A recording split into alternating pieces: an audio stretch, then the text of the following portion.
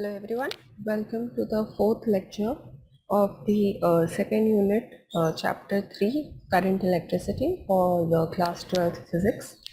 And myself, Ananya Mukherjee, I am from the Department of Earth Sciences, IIT Kanpur. So till now, we had studied about steady current, how it is generated. Then we learned about the Ohm's law and the relation between your voltage and current, okay, which is dependent on the like when the current is flowing through a conductor. So the voltage drop or potential difference that is existing between the two ends of the conductor is dependent on the physical property of the material as well as the current that is passing through it.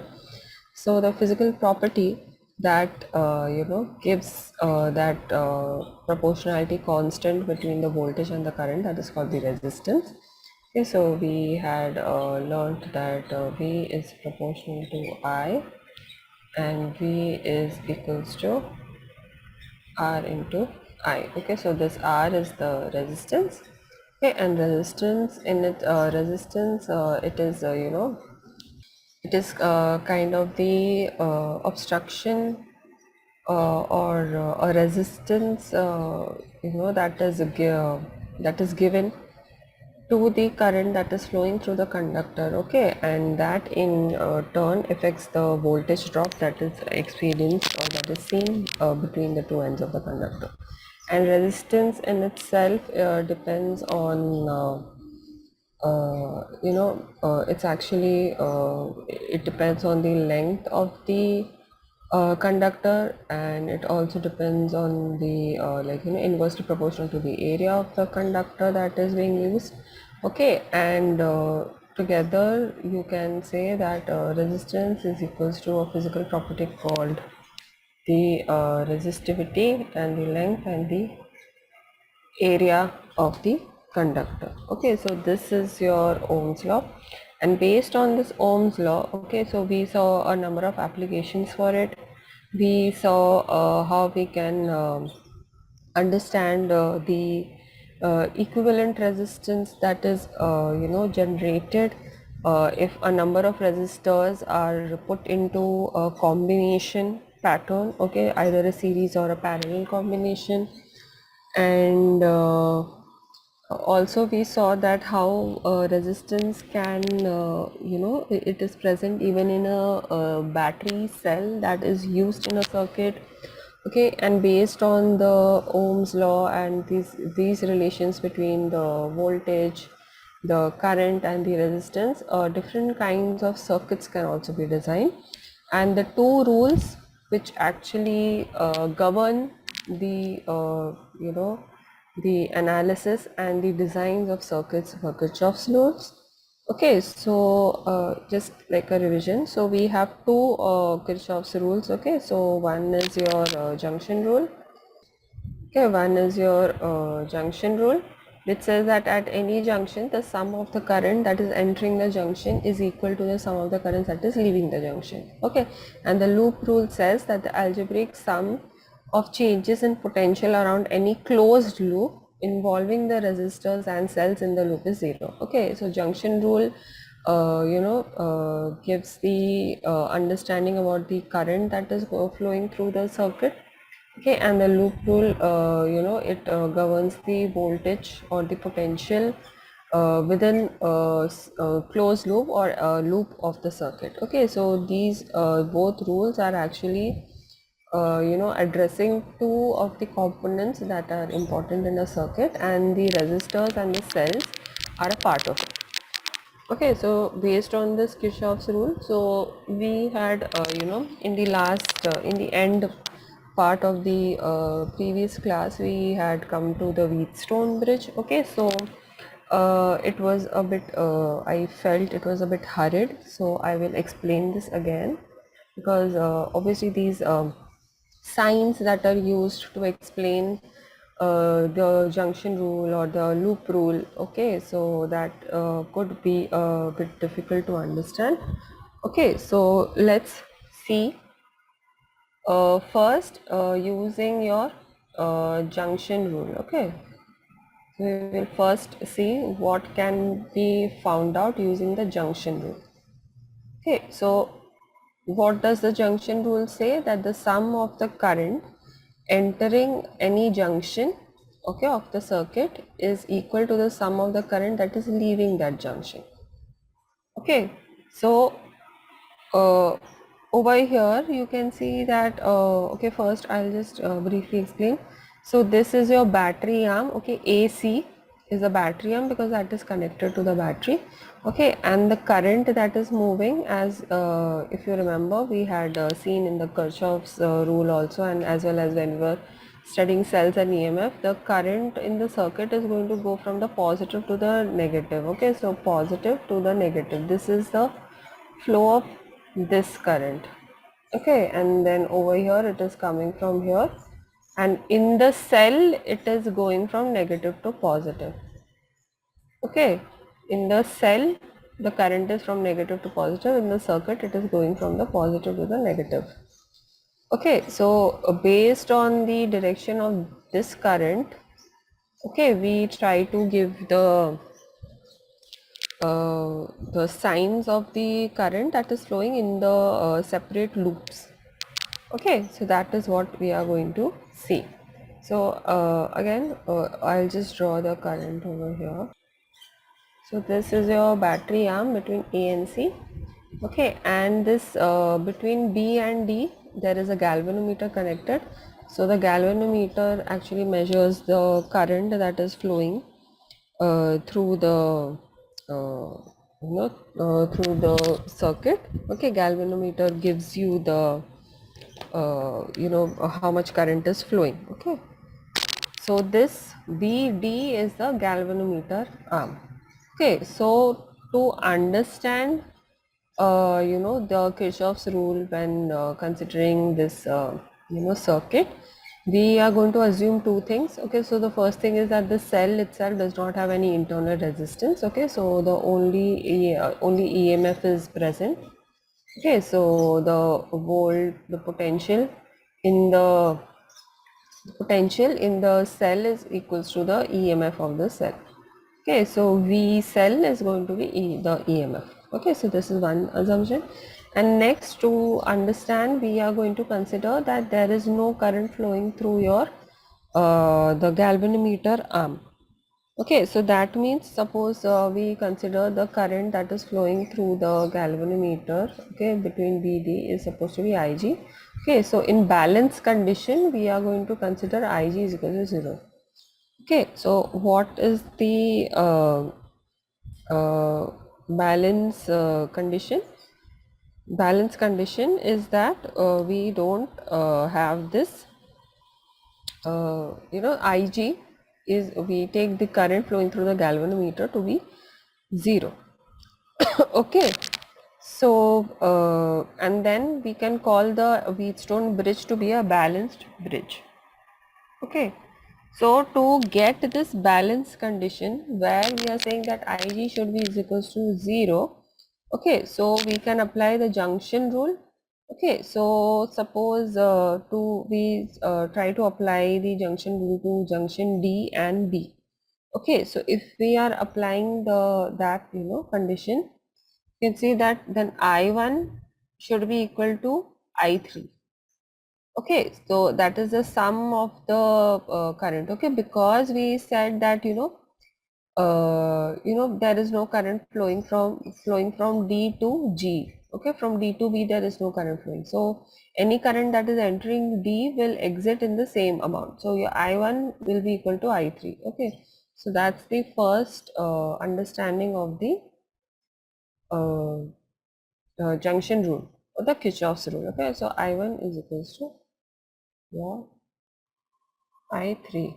Okay, so this is your first junction rule that we see. Okay, and then if you're considering the junction B, okay, over here, you can see that this current is entering from here through R2 and then I4 is going out, okay, coming out. So even seeing this, and there is no IG. So there is no current flowing from B to D. Okay, Ig is equals to 0. So in case of that, we can write that I2 is equals to I4. Okay, so this is with the junction rule. Now with loop rule, what we do is we consider two loops. Okay, so the closed loops. What is closed loops? That you start from one junction and then you come back to the same junction. So over here we are going to consider two loops. Okay, one on the left hand side of the galvanometer and the other on the right hand side of the galvanometer. Okay, so the first loop that we are going to consider is ADBA. Okay, so if you are considering ADBA, okay, so now we will see the potential change. What is potential? V is equals to IR. Okay, this was our Ohm's law. So using Ohm's law in the loop rule, we are going to find for the potential change in the closed loop ADBA. Okay, so now you see that I1. Okay, so I1, the direction is kind of in this direction, which is opposite to this current direction. Okay, so since this is opposite, we are going to write this as minus I1 and it is flowing through the R1. Okay, so this. Okay, then what we are going to write is from D to B. Okay, we are considering ADBA. So since we have already said Ig is equals to 0, okay, Ig is the current that flows through here. Okay, so Ig is equals to 0. Okay, so you write it as plus 0. Why plus? You see that this direction and this direction of the current of the Ig would be equal. Okay, so Ig is plus 0. Okay, then you say BA. Okay, so BA. Now this the I2. Okay, so over here now you can see that the current, when we are considering I2, that this is the closed loop, this is where the I2 is going. So that is in the direction of this current. So then this will become I2 R2 and we are back to junction A.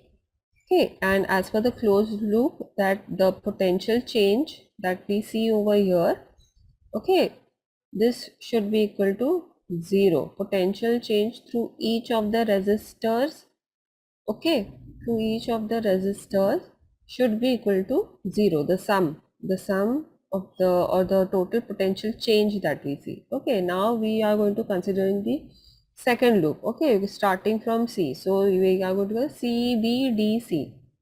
Okay, so that is CBDC. So first we are going to consider the arm CB. Okay. Now also remember, now since we are considering I4 and I3 over here. Okay. So to simplify it, we are going to use the conditions that we have already seen in junction rule, where I1 is equals to I3. Okay, and I2 is equals to I4. So we are going to put I3 as I1 and I4 as I2 over here. Okay, so now when we see that we are considering CB, okay, so the current now which flows through this R4 is in the same direction as this current. Okay, so we are going to consider this. So that is in the same direction as this current. Okay, so that is why then this will become what? It will be remaining plus I4, or over here we can say this will become I2 as per this junction rule. Okay, so I2 into R4. Okay, again through B to D, as we are considering CBDC as the closed loop, that Ig is equals to 0. Okay, so this will again be Ig is equals to 0. Okay, and then from D to C we have your I3. We are going to put it as I1. Okay, now over here in this in this direction the I3 is moving. Now that is opposite to this current. Okay, so then we are going to put that as minus I1. I1 why? Because we are using the junction rule condition that we have already given. So I1, okay, into R3 is equals to 0. So when you simplify these, equations, what you are going to get is I1 by I2. Okay, I1 by I2 is equals to R2 by R1.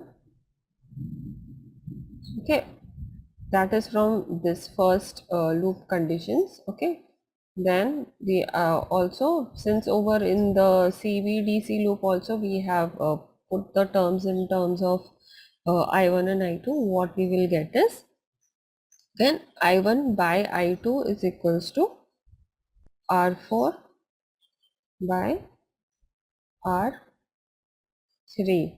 So this is your balance condition. Okay, this is where the four resistors are in the balance condition. Okay, where your galvanometer shows zero or null deflection, or there is no current, zero current.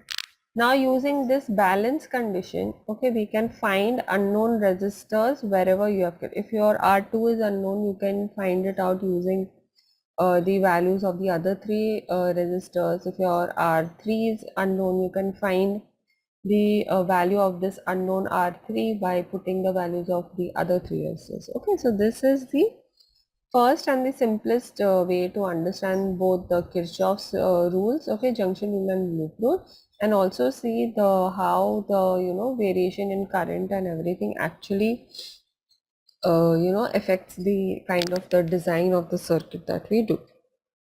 So next we come to another type of a circuit that is called a meter bridge.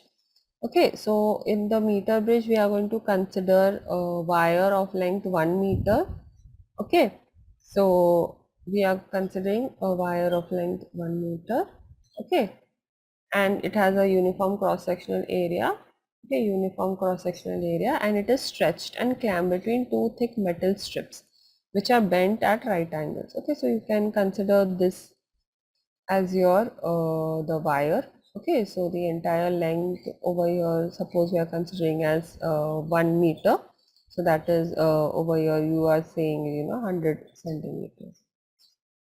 Okay, so this entire part is 1 meter, and at A and C these are two metallic strips, okay, that are bent at right angles, and the metallic strip has two gaps across which resistors can be connected. So you have resistor R and S that is connected between these metallic strips. Okay, now the ends of this wire are connected to a cell through a key. Okay, this key, you can think of this as like a switch. Okay, when the key is open, the circuit is open. If the key is closed, then the circuit is closed. Okay, so this is like the simplistic understanding of what a key is. So one end of a galvanometer is connected to a metallic strip midway between the two gaps. Okay, so there is a galvanometer midway of the the metallic strip. But you have like two metallic strips. Then in between the metallic strips there is a bit gap. Okay, and then another metallic strip is there. Okay, the end of this middle metallic strips and the end of the individual metallic strips are connected through two resistors, and the middle of this middle metallic strip is then connected to a galvanometer. Okay, between the gaps of between these two gaps, and one end of this is connected to the metallic strip and the other end is connected to what we call as a jockey. Okay, so what is a jockey? Jockey is essentially a metallic rod, okay, whose one end has a knife edge. Okay, so the jockey you can slide it over the wire, okay, to make an electric connection, and you can also change your this kind of you can change the loop system with that jockey. Okay, you can slide it over and you can change the lengths of the two segments of the wire that we are considering, that 1 meter wire. Okay, so that is a jockey. It is used to complete the circuit. Okay, so suppose we are considering R as the unknown resistance. Okay, we want to find the value of this R. Okay, and S is the standard known resistance. Okay, S can be any of the resistors that which have those bands painted on it, which we had discussed. Okay, and you know the value of S. So R is the unknown resistance, and we want to understand, and it is attached or it is connected to one of the gaps, and S is connected to the other gap.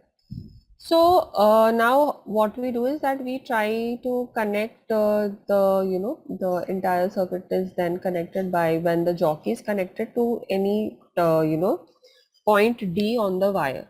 Okay, and L is the distance between one end, say we are considering the end A, to the jockey. Okay, and then the portion of the the other portion from say C to D is going to be 100 minus the L length that we take from end A. Okay, so over here we are considering now the jockey can be moved along the wire. Okay, so the portion AD of the wire has the resistance,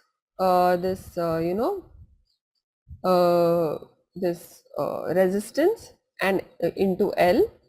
Okay, where CM is the resistance of the wire per unit centimeter. Okay, so across AD, segment AD, your resistance is going to be resistance into the length. Okay, so resistance upon resistance of the wire per unit centimeter multiplied by the length of the segment. Okay, similarly the portion DC, okay, so the segment DC, it will have the resistance. Okay, so that is the resistance per centimeter multiplied by the length. Over here the length is going to be 100 minus L. Okay, so this is the how you can see this is one part of the designing of the circuit. Okay, so now when we have connected that, okay, so now we have four arms of the circuit. How in the Wheatstone bridge you had galvanometer arm, battery arm. Okay, so even in meter bridge you have different arms. So what are these arms? Okay, so one arm is your A to B. Okay, and the next one is from B to C. Okay, the other arm is D to A, and the other one is C to D.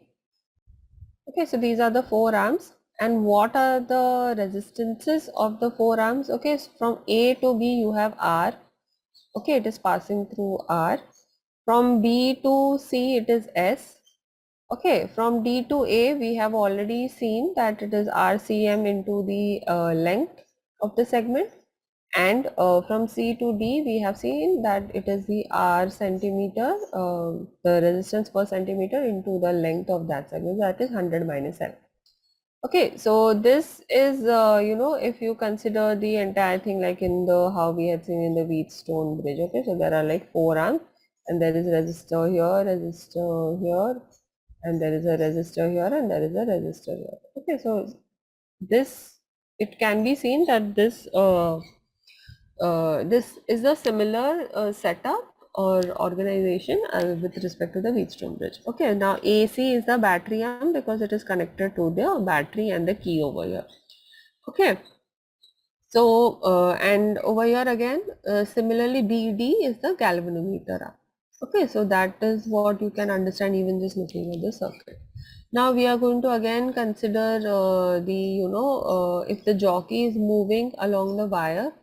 Okay, so at some position the galvanometer will not show any current. Okay, that means there is no current passing through the galvanometer at certain point on the wire. Okay, now when that happens we have reached the balance condition. Okay, and if the distance from point A to that point where when you put the jockey, the galvanometer, or your Ig is equals to 0. Okay, so that length then becomes L1. Okay, consider L then becomes L 1. Okay, so that is when the balance condition has happened, where the 4 resistances of the bridge are at balance point. Then, okay, so then you have SR. When you are at the balance point, your resistances will be what? Across all the different arms of the circuit is R, the unknown resistance, the S, standard known resistance, and then you have resistance per centimeter, per unit centimeter into L1. Okay, so this is a new segment of the D of the ADR or DAR, and then resistance per centimeter into 100 minus L1 is 100 minus L1 is the length of the segment CD. Okay, so what will we get in the balance condition? If you remember in the, you know, how we got it in the Wheatstone bridge. So R by S is equals to RCM L1 upon RCM, then in bracket you write 100 minus L1. Okay, now if your this R centimeter obviously gets cancelled, then what you are left with is, I will just write it here. Okay, L1 upon 100 minus L1. So now you can understand how we can find the value of the unknown resistance, okay, when we have the values of L1 and the standard known resistance. Okay, so this is how we can find out. So then, okay, so we have already found out your L1, because we know, like, you know, because we are moving the jockey using the meter scale, we can find the L1.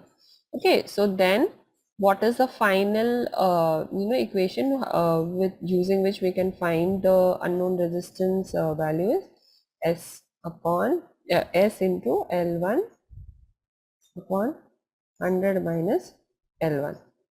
Okay, so if you keep varying your value of S, okay, the L1 will also keep changing, and when both of these keep changing, you can calculate the corresponding unknown resistance every time. Okay, so you can understand that if your L1 is an erroneous measurement, okay, if you do not correctly measure L1, your resistance, the unknown resistance values, it will show you know, an error in that too. Okay, so there could be a percentage error in R which can be minimized by adjusting the balance point near the middle of the bridge.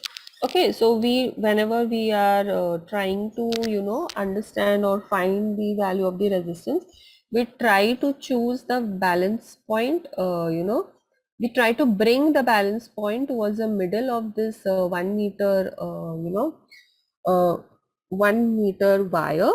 Okay, and to do that, we try to use a suitable valued, you know, known resistance. Okay, so this is how, again, using a meter bridge, which is another kind of circuit. Okay, so we can find the value of an unknown resistor.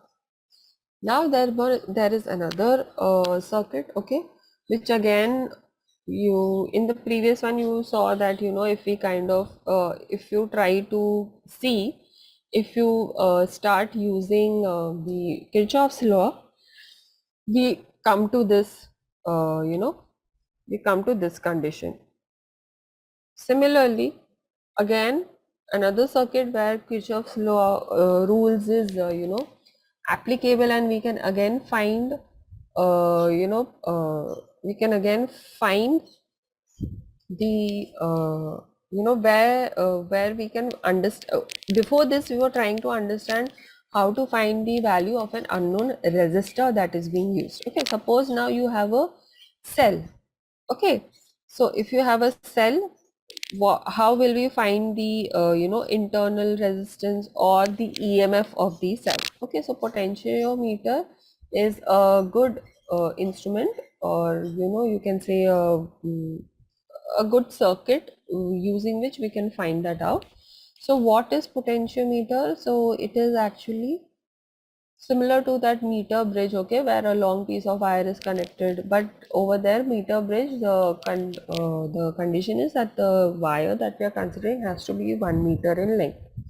Okay, so for potentiometer, what we have is like a long piece of uniform wire, and usually it is, you know, more than a few meters in length. Okay, in meter bridge, if you remember, it was only 1 meter in length. For potentiometer, the length of the wire could be of few meters, and across which a standard cell B is connected. Okay, so you can see that this battery, this cell B is connected across this wire. Okay, so this wire, you know, over here, this zigzag manner. This is the wire. Okay, so sometimes a wire is cut in several pieces and placed side by side and connected at the ends by thick metal strips. So what we do is that we take the wire like from B to this area over here. Okay, and then we have a metal strip, then the next piece is connected over here, okay, of the wire is connected here, then we place another metal strip. Okay, so this is how you can see that that is how we can continue the wire from point A to point C. Okay, the small vertical portions that we are seeing, these are thick metal strips that are, you know, connecting the various segments of the wires. Now, suppose we are passing a current through the wire, okay, so its flow through the wire can it can be varied by using a variable resistance. This is called a rheostat. Okay, so rheostat is actually a device where you can vary the resistance. Okay, usually when we are talking in the other circuits, we were using resistors of one finite value. Okay, so for what is a rheostat? A rheostat is where you can change the value of your resistance using, you know, a certain mechanism that is corresponding to the rheostat. So if you keep changing the value of your rheostat, that is, you are changing your resistance values. Okay, so then the current that is actually passing through this circuit will also keep changing. Okay, now the wire is uniform and the current is varying. So if the wire is uniform, if you remember, your resistance is, it's a function of the resistivity, length and area. Okay, so uniform wire and the length is the same. So uniform wire cross-sectional area is same and the material of the wire is the same. So your resistance through the wire remains the same. Okay, your I is varying. Now if you remember, so that if your I varies, your potential difference between the 2 points of the wire is going to vary. Okay, so using that, we can find the potential difference between the 2 points. Okay, so what is that going to give you? The potential difference between the 2 points, okay, is going to be phi.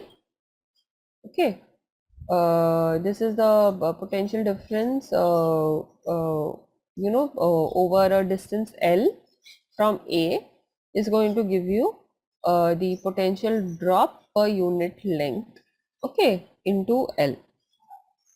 Okay, so this is how we will find the potential difference between A and any point L. Okay, over here we are considering L to be the the length of the wire. Okay, so then over here you can see in the A that if you compare say two cells of EMF E1 and E2.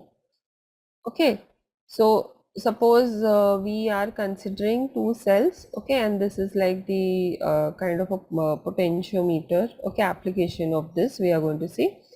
So what is this points of 1, 2, 3 that is marked here? Okay, so this actually forms like a two-way key. So first we are going to consider a position of a key where 1 and 3 are connected. Okay, so these 2 points are connected, okay, along the wire till at a point N1, at a distance L1 from A, there is no deflection in galvanometer. Okay, so again, if you try to compare it with like the meter bridge, we are trying to this is a key. Okay, so this with respect with this key, we can connect two different points at any point of time. So first we are going to connect 1 and 3 in such a way that we find L1.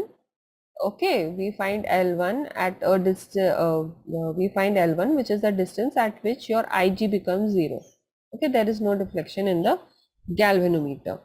So then if we apply Kirchhoff's law, okay, to A, N1, G3, 1, A. Okay, so this is your entire loop for A to N1 to G to 3 to 1 and then A again. Okay, so this is your entire closed loop. So if we consider this and we are considering the Kirchhoff's law, okay, so then Kirchhoff's rule, sorry. Okay, so using that we are trying to see the loop rule. So the potential across each of the resistors and the cells of the closed loop is going to equal to 0. So we saw that EMF, okay, so we can see that in place of the EMF of the cell we have put phi L1. Okay, L1 is now the distance at which your Ig becomes 0. Then Ig is equals to 0. Okay, and then you have the EMF 1. Okay, so that is that uh, another cell that we are connecting over here, the cell 1 over here, which is giving your EMF epsilon 1. Okay, so similarly, suppose we find another point N2 where with which we can connect different we find another balance point. Okay, where you have L2 as the distance from A to that N2. Okay, so using that we can and then we are trying to connect this the cell with EMF E2. Okay, so say now we connect say 3, 2. Okay, so we are connecting 3 and 2. So then if you connect A and then you after connecting 3 and 2 you find a balance point N2 where your Ig becomes 0. So now your closed loop is going to be A N2 G 3 2 A again. Okay, so that is the second loop where you have the L2 is the distance between A and N2. So using the formula that we had seen and Kirchhoff's loop rule. Okay, so this is again the EMF of the cell. Okay, so that is your phi L2. Okay, so that is actually the potential between points A and C. Okay, so you have phi L2 plus 0 minus E2, the EMF 2. Okay, this is again 0. Now if you compare these two equations, what you are left with is this epsilon 1 upon epsilon 2 and this is equals to I1 upon I2. Okay, so this simple kind of understanding, you can find the EMF of any two sources. Okay, so suppose in you choose one of these cells as a standard cell whose EMF is known. Suppose you know your E2, okay, and you want to find out what is E1. So using this equation you can find that out. Okay, so this is how we get it when when we want to find the EMF of a cell. Okay, so we can use the potentiometer as one of the circuits and the instruments. Okay, so where we can find the EMF of a battery cell. Now we can also suppose the battery that we are using has an internal resistance. Okay, so if we in this way we found the EMF of the cell. Okay, now you want to find out the internal resistance of the cell. Okay, suppose there is EMF over internal resistance of the cell. So how do you find that out? Again, using the potentiometer itself, we can do that. Okay, so now if you are considering this as your potentiometer circuit, you can see there is a bit of difference in the circuit. You again have a battery, you have a rheostat, then you have this wire that is cut into segments and then connected to each other using the thick metal strips. Now with from the junction A, okay, so you have a key and you have a resistance box, and there is a cell with EMF E epsilon, and together this part is connected to a galvanometer, which again is connected to like a jockey, which you can slide across the potentiometer or the length of the wire over here. Okay, so now we have a cell, okay, whose EMF is E, and we have the understanding that there is an internal resistance R2 R, okay, so which we have to determine when it is connected across a resistance box over here. You can say RB and through a key 2. Okay, if the key 2 is open, okay, that is current is not flowing, then a balance condition is obtained at say L1. Okay, L1 is the distance between A and the null deflection point of the galvanometer N1. Okay, so then the potential between the points A and C, the battery arm, then becomes E is equals to phi L1. Okay, now if you close the key to, the cell then sends, because now it is connected, okay, current I is sent through the resistance box over here, you can see. Okay, and considering the V as the terminal potential difference of the cell, the balance condition then is obtained when the L2 becomes the distance between A and the null deflection point N2. Okay, so this is the L2. A2, N2 is the L2. Okay, that when we are closing the key and the current is being sent through the resistance box. Okay, then once the current is being sent to the resistance box, we then find out the point where you have null deflection in the galvanometer, and we try to see what is the potential, the terminal potential difference of the cell there. So that is equals to V is equals to phi L2. Okay, now again if we compare these equations, you can say that the epsilon upon V is then equals to I1 by R, sorry, I1 upon I2. Okay, so this is what we get in the balance condition. Okay, now but we know, even previously we have seen that the EMF that is there of a cell is actually equal to I into R plus R. Okay, so what is the smaller? It is the internal resistance, okay, and R is the resistance of the resistance box. Also we know that V is equals to I by R. Okay, sorry, this is not I1, I2. Oh, so, this is L1 and L2. I'm sorry for that. Okay, so this is actually L1 upon L2.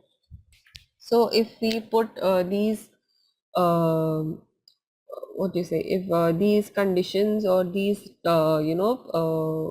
values for EMF and V, then what we get is, if you put I, okay, so this is your current, okay, this is your current I R plus R upon V is equals to I R, okay, so that is equals to L1 upon L2. Okay, so then what you are left with? You're left with R plus R, okay, R plus R upon the big R is equals to L1 by L2.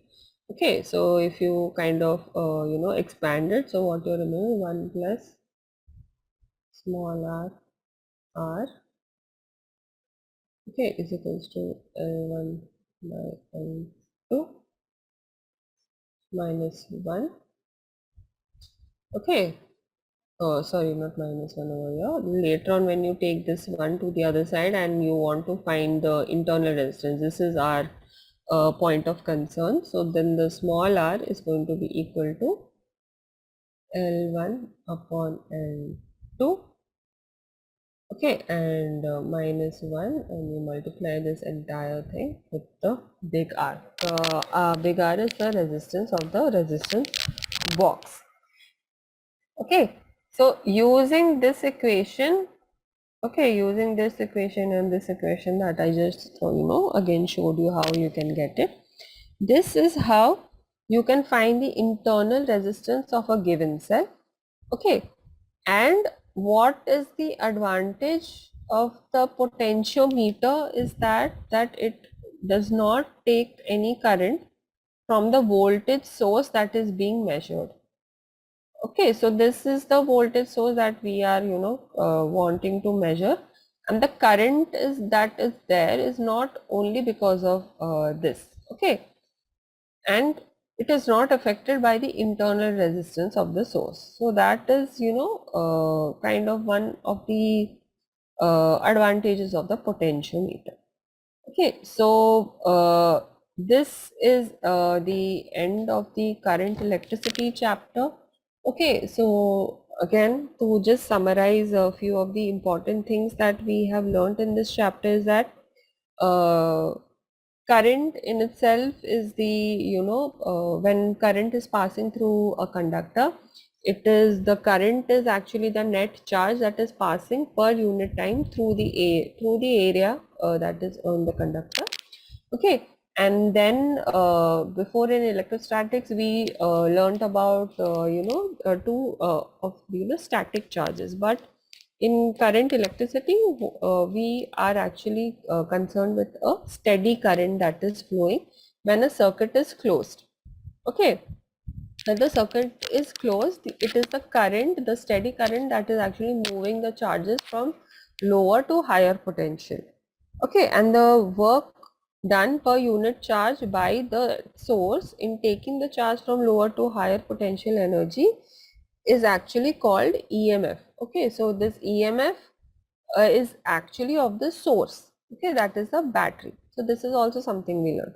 Okay, then you have the Ohm's law. Ohm's law gives you the relation between the current that is flowing through a substance, and it gives you the direct relationship with the voltage across the ends of that substance. Okay, substance could be a conductor, we saw insulator or semiconductor. Okay, so V is proportional to I, and V is then is equals to R into I, where R is the resistance of the substance.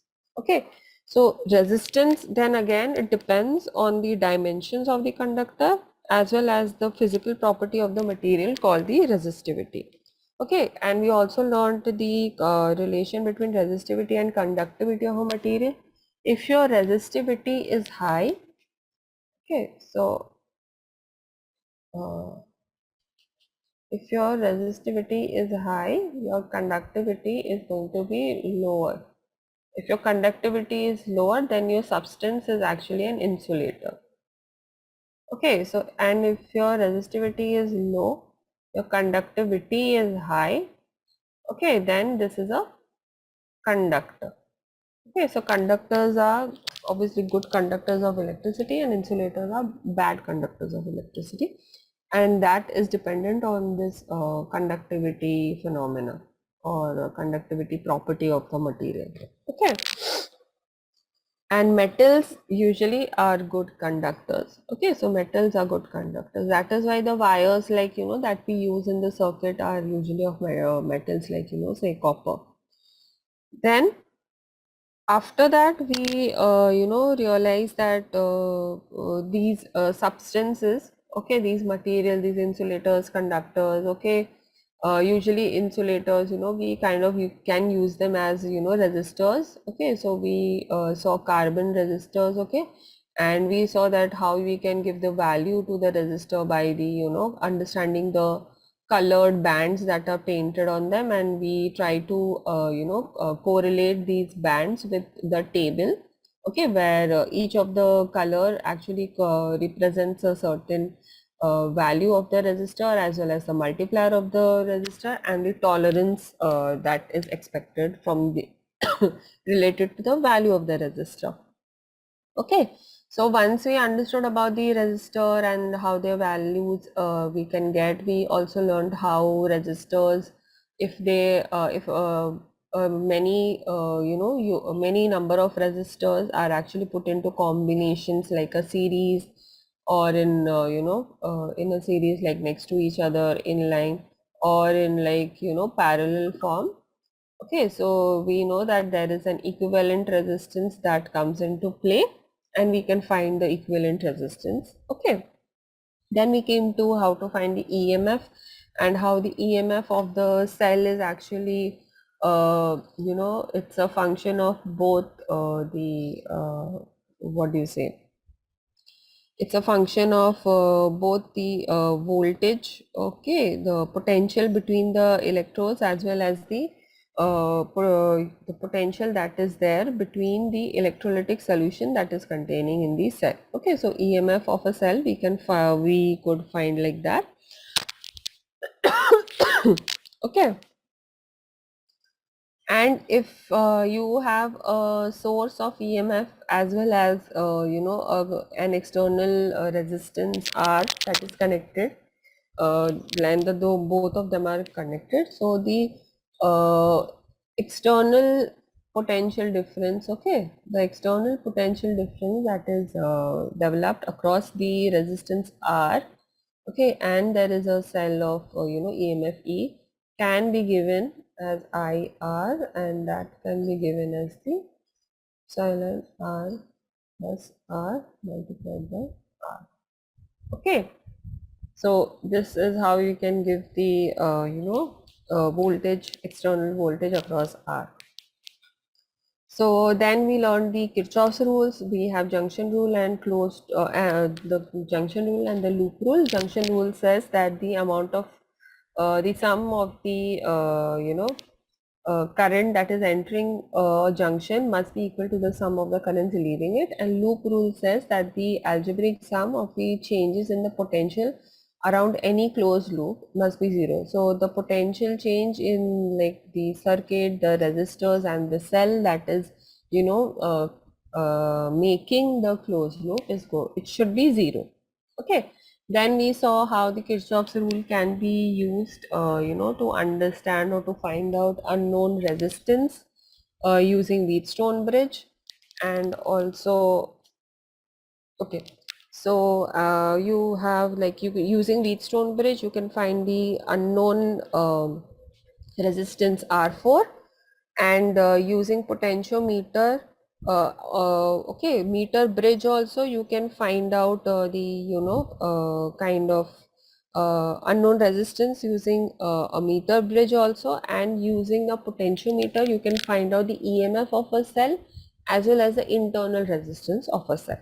So this is what we have learned in the current electricity chapter, unit 2, chapter 3. And then from the next class we will start with the fourth chapter, that is moving charges and magnetism.